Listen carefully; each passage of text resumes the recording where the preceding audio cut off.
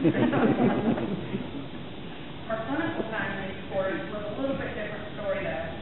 It was the beginning of our back-to-back 12-hour days at the hospital, half of us at North Fulton, half at Northside Society. We each got our time at each hospital, and the experiences were at opposite ends of the spectrum. At North Fulton, we were thrown into the world of rehab nursing with Julie Carolyn and Jenny Gifford.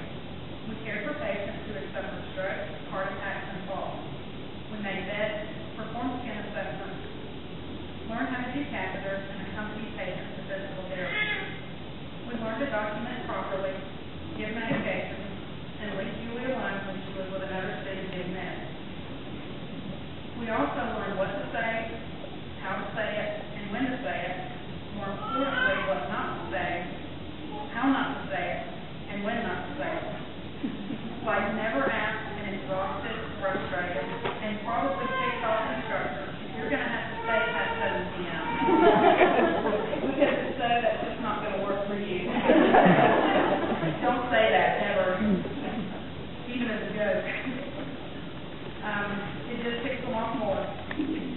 This was the day that we all learned that nurses don't get to leave at 7 p.m., and sometimes neither do nursing students. At Northside Society, the environment was fast-paced, demanding, and rewarding. We were now with Susan Amos and Marsha Riley. We had heard stories about these two as well, and knew that we had better be prepared, assisted, and to get over our aversion to giving hands to foot massages. We got to perfect our nursing skills and apply what we had learned in the class. Skills like wounded care and dressing changes, removing IVs and handling fluids, medication administration, and more documentation. We also learned not to ask a question at the end of the day unless we wanted a homework assignment due bright and early the next morning. We also learned to get to know every detail about our patients because chances were our instructor did and would ask us questions. Not knowing was not an option unless, once again, you wanted a homework assignment.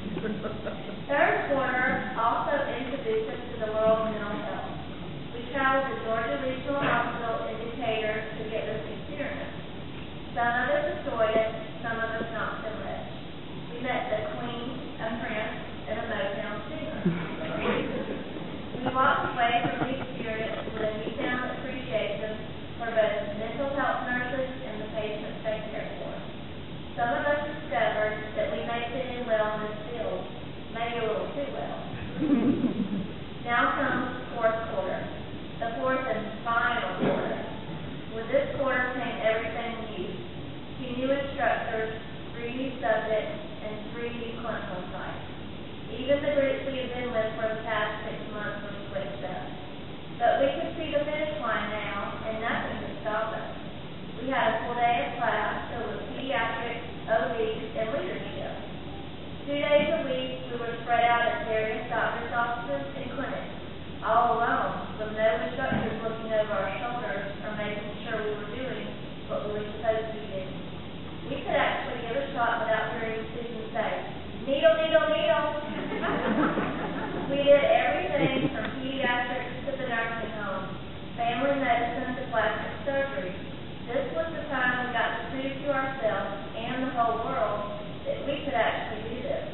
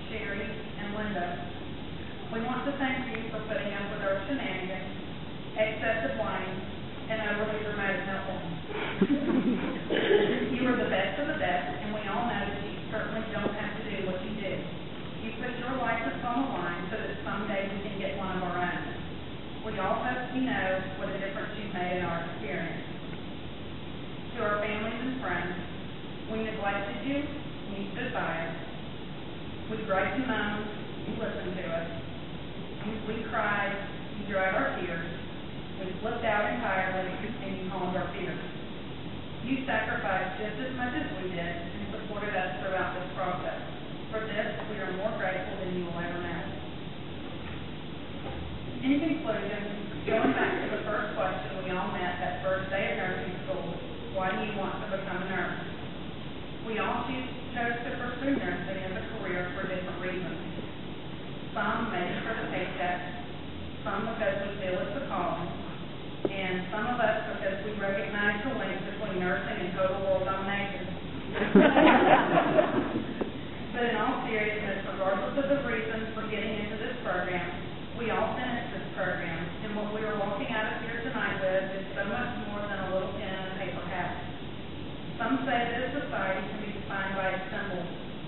Medieval times had castles, Stone Age had fire and cave drawings, but today our society's symbols are so far removed from the personal experience. Not many people get all warm and fuzzy when they see City Hall, or an iPod, or a computer. But here today, we have the opportunity to celebrate a very intimate personal symbol, our cap and pin. These outward symbols represent our unforgettable experience, the experience of becoming a nurse. The work, the knowledge, the accomplishment, and of course the friendship. These intangible things can never be taken away from us. One day your kid may decide that your cat looks like a really cool paper airplane and send it on a kamikaze mission straight into the mud puddle. Your pen may fall off and take up permanent residence in someone's chest cavity during surgery. No, this doesn't happen. But regardless of what happens to these outward symbols, this experience, these intangibles will stay with us. We will forever be planning, assessing, intervening, evaluating, and preventing doctors from killing us. And no matter where we go or what we do, the nurse in us will remain. A wise man once said, this wise man being Spider-Man from Ben,